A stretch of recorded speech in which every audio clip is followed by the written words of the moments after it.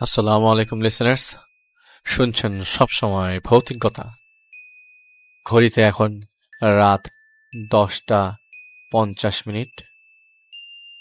আমি আমার পরিচয় দিচ্ছি, আমি ডক্টর আলিফ, এবং আপনারা যারা আমাকে চেনেন না সেটা এই পরিচয় শুধুমাত্র তাদের জন্য। ঘটনায় যাই। সেদিন প্রচণ্ড বৃষ্টি হচ্ছে। জামিল সাহেব, যার ঘটনা বলছি, ব্রাহ্মণবাড়িয়া ট্রেন স্টেশনের একজন স্টেশন ম্যানেজার। তখন একটা ট্রেন আসার কথা, রাত তখন 2টা বাজে, কিন্তু প্রচণ্ড বৃষ্টি পড়ছে। কিছু মানুষজন যারা স্টেশনে আছে তারা সেফ জায়গায় ঘুমাচ্ছে। তিনি জানেন ঢাকা থেকে একটা ট্রেন 2:30-এ আসবেন, এবং এই ঘটনাটা বেশ আগের। তো তিনি রুম থেকে একটু এগোলেন। অন্ধকার বলতে গেলে তখন পুরো জায়গাটাই অন্ধকার।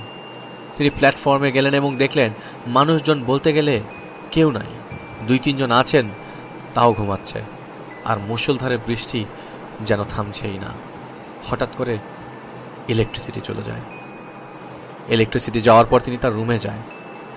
রুম থেকে আবার প্ল্যাটফর্মে যায় সিগারেট ধরবে। হঠাৎ একটা ট্রেন আসে। তিনি প্রথমে তা খেয়াল করেন নাই। ইলেকট্রিসিটি নাই এবং ট্রেনের সামনে কোনো লাইট নাই, ট্রেনের নাই কোনো হুইসল। তিনি দেখলেন প্ল্যাটফর্মের ভেতর পুরো ট্রেনটি তখনও ভিড়েনি, কিন্তু আস্তে আস্তে এগোচ্ছে। খানিকটা অবাক হলেন, কোনো হুইসল ছাড়া ট্রেনটা তিনি যেখানে দাঁড়িয়েছিলেন সেখানেই আসলো, এবং প্রায় হাফ অ্যান আওয়ার তিনি ওখানে দাঁড়িয়েছিল। কেউ ট্রেন থেকে নামলো না, ইভেন ট্রেনটাও আগাচ্ছে না। উনি ট্রেনের ইঞ্জিনের কাছে গেলেন টর্চ নিয়ে, ভেতরে ঢুকলেন, দেখলেন কেউ নেই, কিন্তু কেউ তো বের হয় নাই, থাকার তো কথা মানুষের।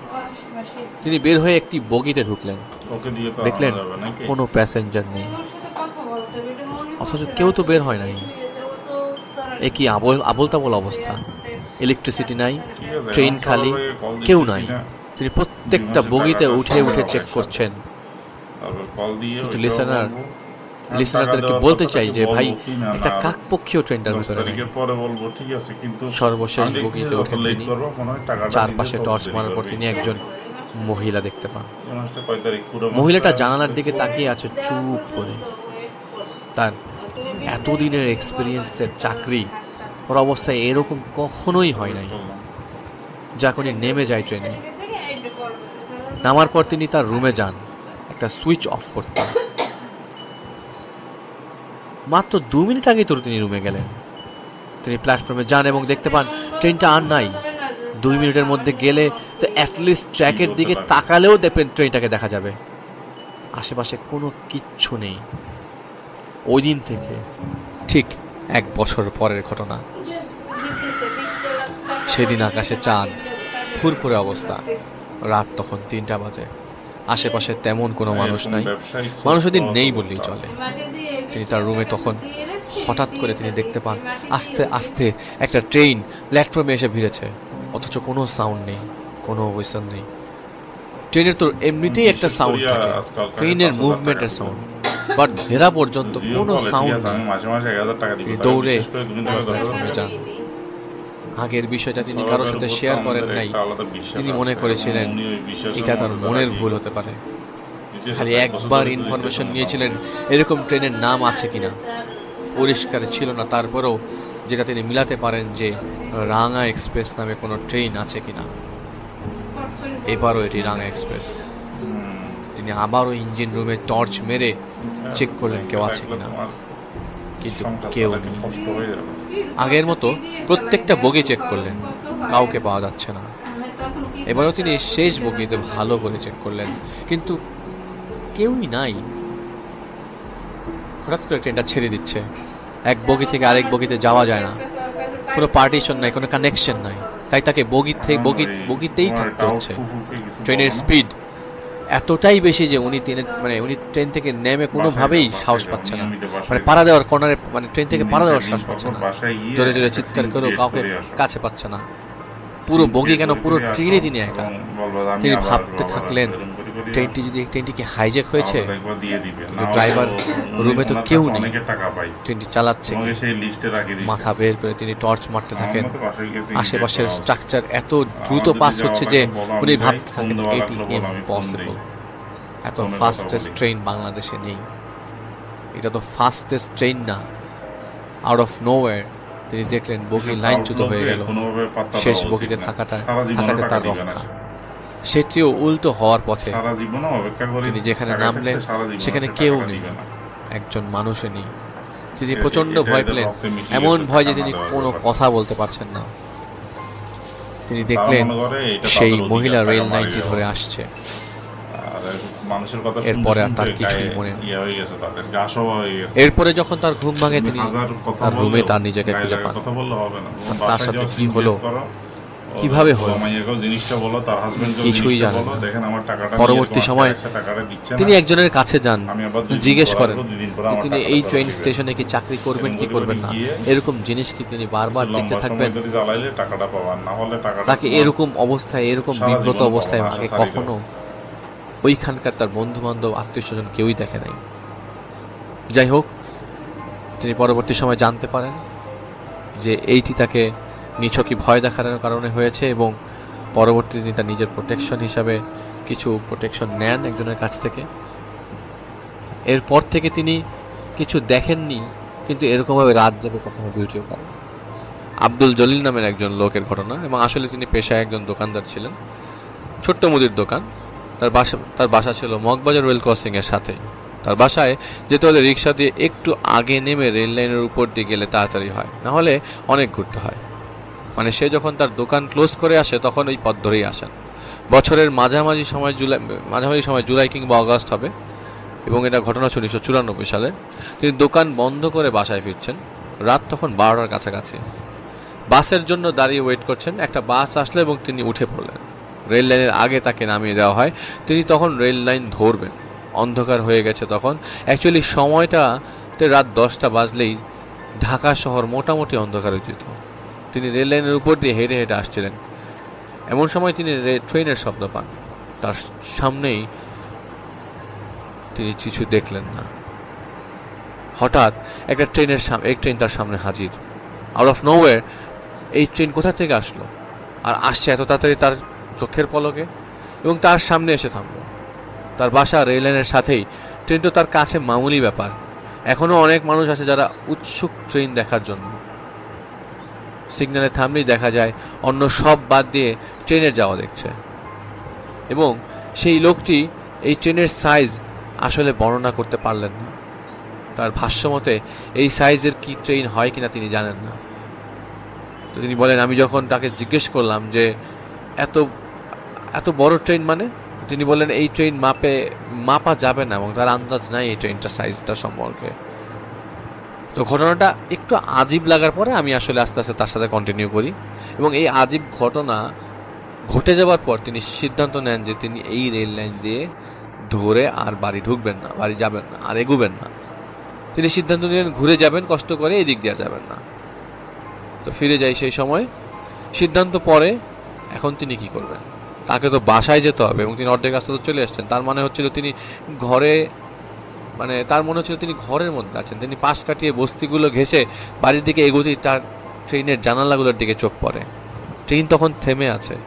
তিনি দেখেন জানালা দিয়ে যাদের দেখা যাচ্ছে একই স্ট্রাকচারের কিছু মানুষ, কিছু একটা, যাদের গলা দিয়ে অনবরত রক্ত ঝরছিল, কিন্তু কারোরই চেহারা অথবা কোনো ধরনের মাথা দেখা যাচ্ছে না।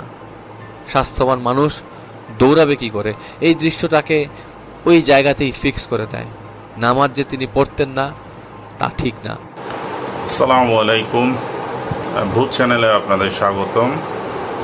আজ আপনাদের জন্য অনেক সুন্দর সুন্দর ঘটনা নিয়ে এসেছি। আশা করি আপনারা এই ঘটনাটা উপভোগ করবেন, এবং লাইক, চ্যানেল, কমেন্ট করে আমাদের সাথে থাকবেন। কিন্তু তিনি যখন আল্লাহকে ডাকা শুরু করে দিলেন, আর কেউ যে তাকে ক্ষতি করছে ওই মুহূর্তে এরকমও না, কিন্তু যা তিনি দেখছেন তা তিনি সহ্য করতে পারছেন না। তিনি দেখেন তিনি আর নড়তে পারেন না, ওই জায়গাতেই পড়ে আছেন। অনেক চেষ্টা করেও তার হাত পা তিনি নাড়াতে পারছেন না। তিনি কিছু কান্নার আওয়াজ পান হঠাৎ করে। হাউমাউ করে ট্রেনের ভেতর থেকে কে যেন কাঁদছে। তিনি আরো ভয় পেয়ে যান। যখনই কিছু অ্যাবনর্মাল ঘটতে থাকে তখনই তিনি ঘাবড়াতে থাকেন। প্রথমে চুপি ছিলেন, এখন তিনি কাঁদছেন, আশেপাশের মানুষের সাহায্যের জন্য চিৎকার করছেন। তার কাছে মনে হতে লাগলো এখন তো অনেক গভীর রাত। হঠাৎ তিনি লক্ষ্য করেন ট্রেনটা ছেড়ে দিচ্ছে এবং ভেতর থেকে হাউমাউ করে কান্না শুরু হয়ে গেল। অনেকের আহাজারি, কান্নাকাটি, ভেতর থেকে চিৎকার আসছে এমন যে আমরা যাব না। আর এত মায়াবী কান্না। ট্রেনটা যাওয়ার পরও তিনি সেখান থেকে নড়তে পারছেন না। কি অসম্ভব ব্যথা তিনি হাঁটুতে অনুভব করতে লাগলেন। হাঁটতেই হয়তো পারবেন না। ওই ঘটনার ঘন্টাখানেক পর তিনি দেখলেন একজন লোক হেঁটে যাচ্ছে। তার সাহায্যে তিনি বাড়ি ফেরেন। আশ্চর্যজনক কথা যে তিনি যখন রেল লাইন দিয়ে হাঁটা দেন তখন বাজছিল প্রায় 12:20 মতো। এখন বাসায় ফিরে তিনি ঘড়ির দিকে তাকিয়ে দেখেন বাজে মাত্র 12:35। তার মানে তার সামনের এই ঘন্টার পর ঘন্টা বিবরণ কোথায় জানি হারিয়ে যাচ্ছে। তিনি ঘাবড়ে কাউকে কিছু বলতে পারছেন না। পায়ে তিনি প্রচন্ড ব্যথা পেয়েছেন। ডক্টররা ধরলেন তার হার্টের ব্লক হয়েছে। সব মিলে সব যেন বিপদের উপর দিয়ে যাচ্ছে। বাড়িতে আনা হলো এবং কাহিনী তো সবে শুরু। বাড়িতে আনার পরের দিন তার মা মারা গেলেন। মা যে মারা গেছেন সেটির সাথে এই ঘটনার কোনো যোগসাজশ নাই। মায়ের বয়স ছিল 78, ক্যান্সারের পেশেন্ট ছিলেন। তিনি আগের থেকেই মৃত্যু পথযাত্রী। তিনি তখন বাড়িতে বিশ্রামে ছিলেন এবং দোকান তার ছেলে সামলাতো, কারণ দোকানে যাওয়ার মতো শক্তি ছিল না একদম। যে ট্রেনের শব্দ তার একদিনের অভ্যাস ছিল, এখন প্রতিদিনই রাত হোক আর দিন হোক ট্রেনের শব্দ মিলে তিনি আটকে ওঠেন। কাউকে ঘটনাটা কিভাবে বলবেন তিনি? কাউকে ঘটনা তিনি বলতে পারেন। তার মা মারা যাওয়ার 10 থেকে 12 দিন পর তার ঘুম ভাঙে হঠাৎ। তিনি ওয়াশরুম হতে বারান্দায় গামছা থাকবার কারণে মুখ পরিষ্কার করতে বারান্দায় যান। তার বাসা থেকে রেল লাইন দেখা যায়। তিনি হঠাৎ লক্ষ্য করলেন রেল লাইনটাতে কেউ নাই আর চারপাশে অন্ধকার। আগের মতো হঠাৎ করে আবারও সেই ট্রেনটা তার সামনে হাজির হয়। এমন না যে ট্রেনটা আগে ছিল। তিনি বারান্দায় যাওয়ার পরই ট্রেনটা রেল লাইন ধরে আচমকা তার সামনে হাজির হয়ে যায়। তিনি আর দেরি না করে তার ওয়াইফকে ডেকে তুলে বারান্দায় যেতে বললেন দেখো তো বারান্দায় যে একটা অনেক বড় ট্রেন দাঁড়িয়ে আছে না। তার ওয়াইফ প্রথমে গ্রাহ্য না করলেও পরে বারান্দায় ঠিকই যান। রুমে এসে তিনি বলেন কি জন্য বারান্দায় যেতে বললা, কিছুই তো নাই। তিনি যেয়ে দেখেন আর সেটি সেই জায়গায় নাই। প্রায় 2 উইক রেস্ট নেওয়ার পর তিনি দোকানে যাওয়া শুরু করলেন। যেদিন শুরু করলেন দোকানে যাওয়া সেদিন তিনি রাত 11টায় দোকান বন্ধ করেন এবং বন্ধ করে তিনি বাড়ির দিকে রওনা হন। সেদিন বাসে করে রওনা হলেন। বাস থেকে নেমে তিনি আবার রিক্সা নেন। রিক্সা করে তিনি বাড়ি আসতেই একটা গলি পড়ে। সেই গলি দিয়ে তিনি ঢুকতেই তিনি দেখেন প্রথমে দুইজন সাদা কাপড় পরা দুইজন লোক বের হচ্ছে। এরপর দলে দলে আরো সাদা কাপড় ধারী লোকজন বের হচ্ছে। বের হওয়ার সময় সবারই মাথা নিচু ছিল এবং গলি হতে একের পর এক লাশের কফিন বের হতে থাকে তাদের সাথে, যেন তারা লাশের মিছিলে নেমেছে, কিন্তু কেউ কোনো সারা শব্দ করছে না। তিনিও পাশের বাসার একটি গেটে ঢুকে গিয়ে নক করেন। তিনি দেখেন তাদের জানালা দিয়ে লাইট দেখা যাচ্ছে, তার মানে তারা সজাগ। তিনি ডাকলেন এবং বললেন তিনি কিছু আজীব জিনিস গলিতে দেখছেন। তো সেই ফ্ল্যাটের কর্তা তার সাথে বের হয়, কিন্তু দেখে কেউ নাই। তার অনুরোধে আবারও তাকে বাড়িতে দিয়ে আসা হয়। তারপরে তিনি তার ফ্যামিলি মেম্বারদের বিষয়টি জানান। তিনি জানেন ওইখানকার এক মসজিদের হুজুরকে। হুজুর তখন কিছু না বলে তাকে কিছু আমল দেন এবং নামাজ পড়ার তাগাদা দেন। তাকে আশ্বস্ত করেন যে সে ভালো থাকবে এবং এইসব সব মনের ভুল, সময়ের ভুল। কিন্তু জীবন্ত জিনিস যা চোখের সামনেই হয় তা মানুষ কিভাবে ভুলতে পারে। ওই দিনের পরের দিন তিনি দোকানে যান নাই। দুপুরের খাওয়া খাচ্ছিলেন, তখনই সেই হুজুর আসলো এবং তাকে বলল তিনিও গতকাল ঈশার নামাজ পড়ে বাসায় ব্যাক করার সময় তার সামনে একদল লোক আর অনেকগুলো লাশ নিয়ে তার সামনে দিয়ে হেঁটে যাচ্ছে। সবাই মাথা নিচু করেছিল। তিনিও তার ঘটনার সাথে মিল পাওয়ার পর এখানে এসেছেন। এরপরে এই হুজুরকে এক পরিচিত জায়গা আছে, সেইখানে একজন অনেক বয়স্ক এক আলেম ছিল। তার কাছে যে সব বলা হয়, তিনিও সেদিন কিছু বললেন না। পরের দিন আবার যাওয়াতে তিনি বললেন জলিল মিয়া, আপনি ওই এলাকা ছেড়ে অ্যাটলিস্ট 10 মাইল দূরে চলে যাবেন। আপনি সব সময় নামাজ পড়বেন, আল্লাহকে ডাকবেন। যেহেতু আপনার কোনো ক্ষতি হয় নাই, আপনি দূরে থাকেন, আল্লাহকে ডাকেন, ভালো থাকবেন। এবং তাকে পানি খাওয়ানো হয়, পানি পড়া আর কি। যেই হুজুরটা তার সাথে এসেছিল তারও কোনো খবর নেই, এবং তার ঘুম ভাঙে ঘোরের মধ্যে। এতক্ষণ তো সে ঘুমেছিল, তার ঘুম ভাঙে বাসার খাটে। তিনি ওই দিনের রাতের মতো ঘুমিয়ে পড়েন। পরের দিন বাসার খোঁজ করতে বেরিয়ে পড়েন। উত্তর যাত্রাবাড়ির একটি বাসায় ভাড়া নেন। অনেক দিন পর্যবেক্ষণ করার পরও তিনি অ্যাবনর্মাল আর কিছু দেখতে পান না, কিন্তু ওই হুজুরকেও আর খুঁজে পাওয়া যায় নাই, এবং ওই হুজুরের কাছে তাকে যে নিয়ে গেছিল তাকেও আর খুঁজে পাওয়া যায় নাই। কিন্তু তার ওই পানি খাওয়ার আগ মুহূর্তের সব কিছুই মনে আছে, এবং তিনি জাস্ট একটি জিনিসে খেয়াল করেন, তারা দুইজনের কেউই তো মাটিতে বসেছিল না, দুইজনে ছিল ভেসে। আসলে এই ঘটনাটা 100% সত্য, এবং যার প্রমাণ রয়েছে এখনও, এটা প্রমাণ চাইলে তিনি দিতে পারবেন, এই কথা তিনি আমাকে বলেছেন। নাম প্রকাশে অনিচ্ছুক একজন মুরব্বীর কাছ থেকে তিনি এই ঘটনাটা কালেক্ট করে এবং বলেছেন যদি আমি চাই তাহলে চাইলে আমি ঘটনাটা পড়ে শোনাতে পারি। ঘটনাটা শুরুর আগে তিনি কিছু তথ্য দিতে চেয়েছিলেন। সবাই জানেন যে তিস্তা সেচ প্রকল্প বাংলাদেশের উত্তরাঞ্চলে অবস্থিত, এবং এটা দেশের বৃহত্তম সেচ প্রকল্প। 1979 সালে সেই সেচ প্রকল্পের কাজ শুরু হয়, এবং 1989 সালে তিস্তা সেচ প্রকল্পের কাজ শেষ হয়।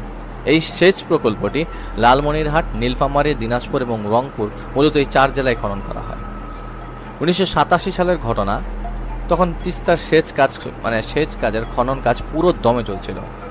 তখন নীলফামারী জেলার নীরকিশোরগঞ্জ সদর উপজেলার গদা নামক একটি জায়গায় খনন চলছিল। তো গদা এলাকায় ঠিকাদারের দায়িত্বে শামসুল নামে একজন ব্যক্তি ছিলেন, এবং এই ঘটনা তার ঘটনা।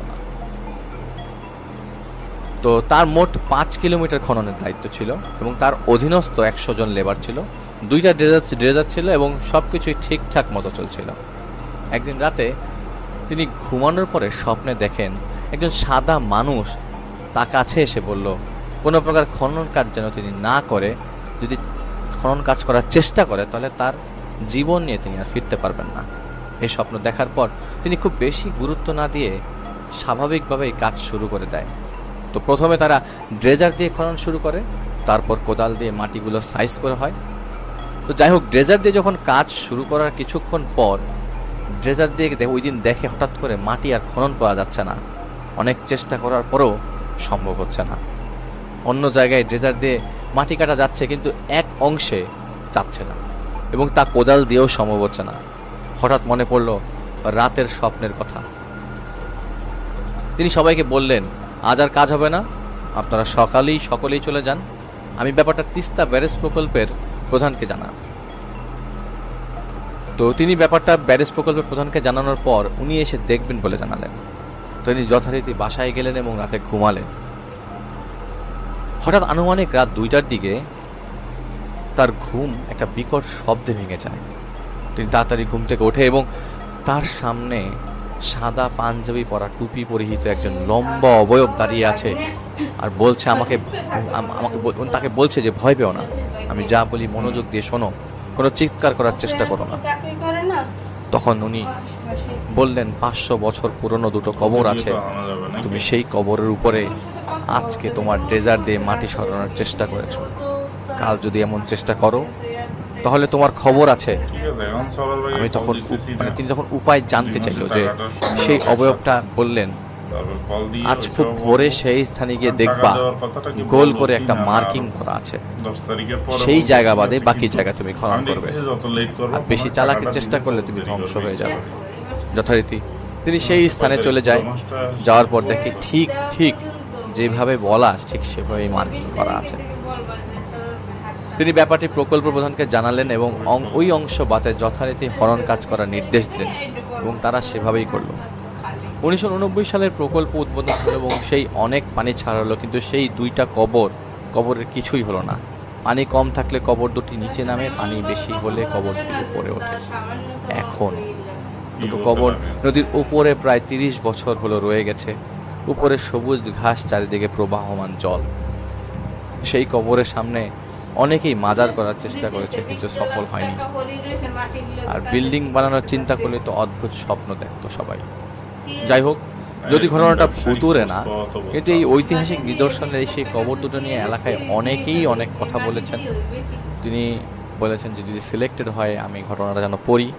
তো আমি জানি না, আমি কিন্তু ঘটনা দেখে পড়িনি, এটা আমি আগেই মেমোরাইজ করার চেষ্টা করেছি। আমি যে স্টোরিটা এখন শেয়ার করব সেটা মোজাম্মেল হোসেন নামে একজন আমাকে পাঠিয়েছিলেন, এবং তিনি বলেছেন তিনি একজন হোটেলের স্টাফ এবং কিছু কিছু হোটেলে তিনি কাজ করেছেন। তার মধ্যে তিনি 3টা হোটেলের ঘটনা আজকে আমাদের সাথে শেয়ার করবেন।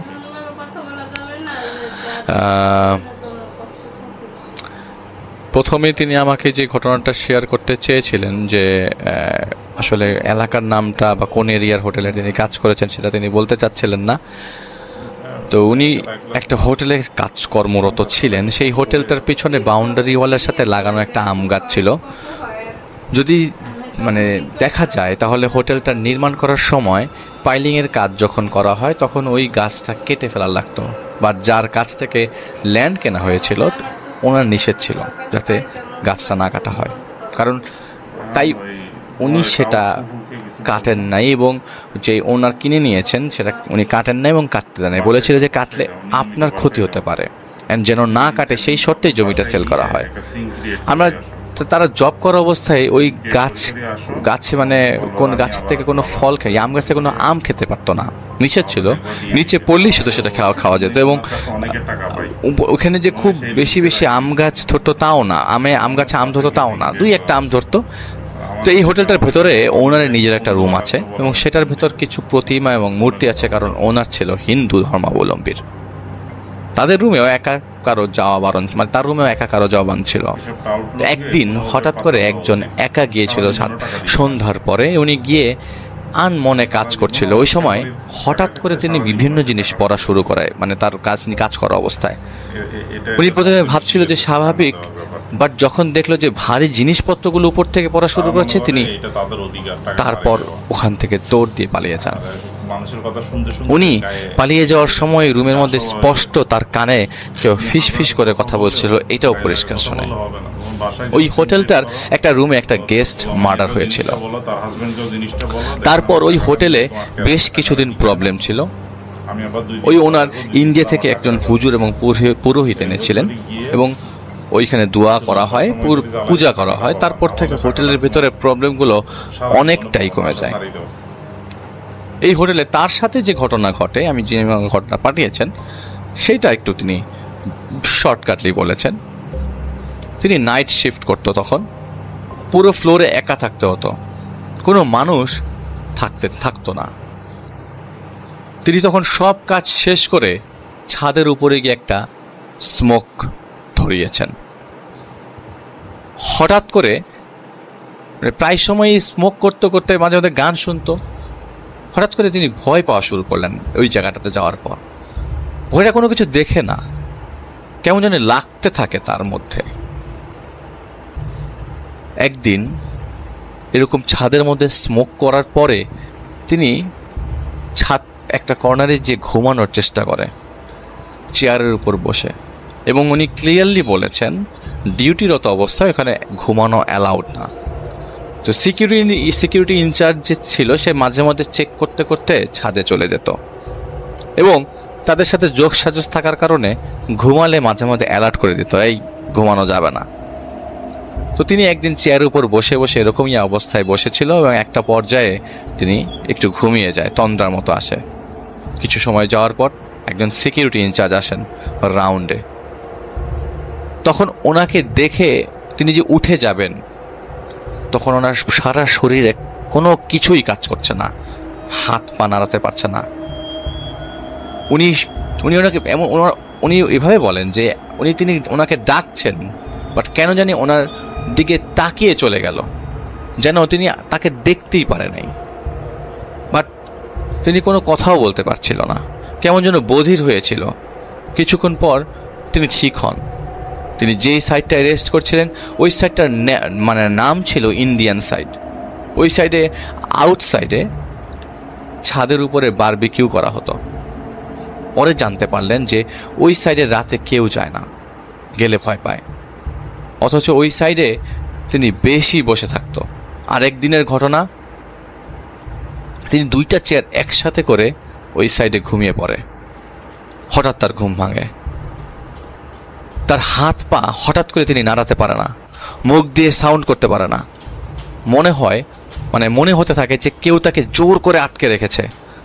তখন তিনি ভাবলেন যে আমাকে হয়তো বোবাই ধরেছে, কারণ বোবাই ধরলে অনেক সময় হাত পা মুভ করা যায় না, কথা বলা যায় না।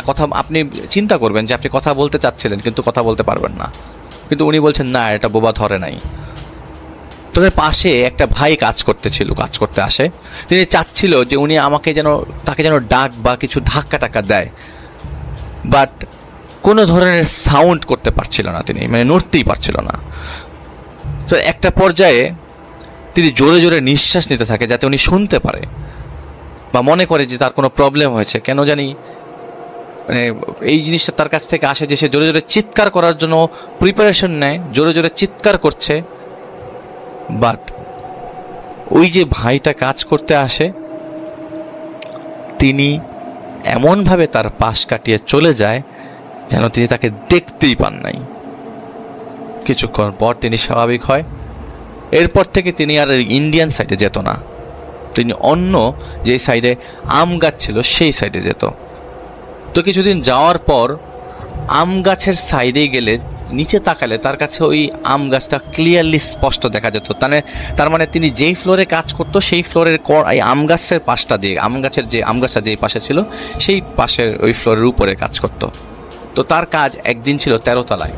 তার কেন জানি কর্নারে গেলে ভালো লাগতো, মনে হতো গাছটা কত কাছে, একটু লাফ দিলে কি হবে, কাছেই তো। ওই সাইডে গেলে তার মনে হতো যে লাফ দিলে আর কি হবে। তার আম্মু হঠাৎ করে গেস করে বসে তার কোনো সমস্যা আছে। তো তিনি আমাকে বলেছিলেন যে তার আম্মু কিভাবে গেস করতে পারে ওই ঘটনা তিনি আরেকদিন বলবে, কারণ তার আম্মুর কাছে 2টা জিন আসতো। তো তার আম্মু পরে একজন লোকের কাছে যায়, উনি অনেক সময় নেয়। পরে উনি বলেন যে তোমার ছেলে যে জায়গায় কাজ করছে তার আশেপাশে একটা জায়গা আছে যেখানে ময়লা ফেলা হয়, আর কাজ করার পাশে একটা আম গাছ আছে যেটা ভালো না। বাট উনি কোনো দিন যে জায়গায় তিনি মানে মোজাম্মেল ভাই যে জায়গায় কাজ করেন কোনো জায়গায় জানো নাই, আসেনও নাই এবং চিনত না, কারণ উনি একজন মহিলা মানুষ। তো উনি ওনার জিন দ্বারা বলেন যে মানে এই যিনি ঘটনা বলেছেন তিনি ময়লার পাশে থেকে বাতাস মানে গাছ থেকে বাতাস লেগেছে তার শরীরে, সরাসরি ধরে নাই বাট বাতাস লেগেছে। এবং ওই আম গাছে যারা থাকতো তারা চাইতো না যে তিনি ওইখানে আর কাজ করুক, এবং ময়লার জায়গাতে তিনি যেন আর না কিছু জায়গায় না বসে, এবং ওই জায়গাতে যেন আর ময়লা ফেলা না হয়। তিনি ডিউটিতে ঢোকার আগে ওইখানে দাঁড়িয়ে মোবাইলে কথা বলতো। পরে যে লোকের কাছে যায় সে উনি একটা তাবিজ দেয়।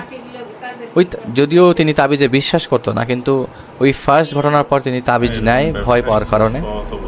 এর আগেও নাকি একজন এইরকম তার মতো ভয় পেয়েছিল, কিন্তু সে কি দেখেছিল কেউ জানে না, কাউকে বলে নাই। বা ভয় পাওয়ার পর উনি নেক্সট দিন থেকে আর ডিউটিতে আসেন নাই। ওনাকে অনেক রিকোয়েস্ট করে আনা হয়, শুধু বলেছিলেন যে উনি অনেক ভয় পেয়েছে এবং উনি কিছু একটা ওখানে দেখেছিলেন, এতটুকুই জানা যায়। এবং উনি নাকি ওইটা দেখার পর থেকে ওনার চোখের পাওয়ার আস্তে আস্তে কমতে শুরু করে, ডক্টরের কাছে যায় এবং অনেক দিন চোখে কম দেখতেন। কোম্পানি থেকে ওনার ট্রিটমেন্টের সব ধরনের অফার করা হয়, বাট উনি কোনোভাবেই আর জব কন্টিনিউ করেন নাই। এই সকল কারণটাই রাত বেশি হওয়ার আগেই সবাই কাজ শেষ করে ফেলতো। এটা শুধু তার সাথে ঘটা ঘটনা না, ওই হোটেলের মধ্যে যেসব লোক কর্মচারী বা কর্মকর্তাবৃন্দ থাকতো তারা সবই মোটামুটি কিছু না কিছু ফিল করেছে, কিন্তু কারো না কারো তো থাকাই লাগতো। ইভেন 14 ফ্লোরেও কনফারেন্স হলে রাতের বেলা হলে কেউ থাকতে চাইতো না। মাঝে মধ্যে সব গ্রুপের লোকজন একসাথে দুষ্টামি করে বলতো যে ওই জায়গায় থাকতে পারবে তাকে 1000, 2000 বা 3000 টাকা দেওয়া হবে। তো একদিন সাহস করে একজন বলে যে ঠিক আছে আমি যাব। পরে উনি এখানে যায়, কিন্তু সাথে সাথে ফেরত চলে আসে, বলে যে ওনার মোবাইলে নাকি কোনো ধরনের নেটওয়ার্ক নাই, অথচ সারাদিন ওইখানে নেটওয়ার্ক অ্যাভেলেবেল থাকে। 14 ফ্লোরে ওই ওনারেরও একটা রুম আছে। এইটা ছিল তার প্রথম হোটেলের ঘটনা। হোটেল অথরিটি থেকে এই সকল ঘটনা পাবলিশ করা নিষেধ, তারপরও তিনি যদি বিজনেস হ্যাম্পার হতে পারে তারপরও তিনি আমাকে শেয়ার করেছেন। আমি কিন্তু বলছি না ঢাকার কোন জায়গার হোটেল এটা, এবং এটা আপনারা অনেকেই হয়তো জানেন বা নাম শুনেছেন, তবে গেছেনও। আরও একটা হোটেলে তিনি জব করতো এবং এটারও তিনি নাম বলতে চাচ্ছেন না। এইটাও ঢাকার একটি স্বনামধন্য জায়গার একটা হোটেলের ঘটনা। ওই হোটেলে তার নাইট শিফটে কর্মরত অবস্থায় একটা ঘটনা তিনি আমাকে বলেছেন, একদিন একটা স্টাফ নাকি সুইমিং পুলে কেউ লাফালাফি করছে, গোসলের সাউন্ড পেয়েছিল। উনি ভয় পেয়ে সবাইকে ইনফর্ম করে। তখন কর্তব্যরত লোকজন, ডিউটি অফিসার দৌড়ে আসে এবং দেখেন যে পুলের পানি নাকি নড়ছে, এবং সেটা গভীর রাত 3টার পর। অনেক ঢেউয়ের মতো অবস্থা, এবং সিসিটিভি ফুটেজ নাকি চেক করে দেখে কাউকে খুঁজে পাওয়া যায় না, খালি ঢেউই দেখা যাচ্ছে।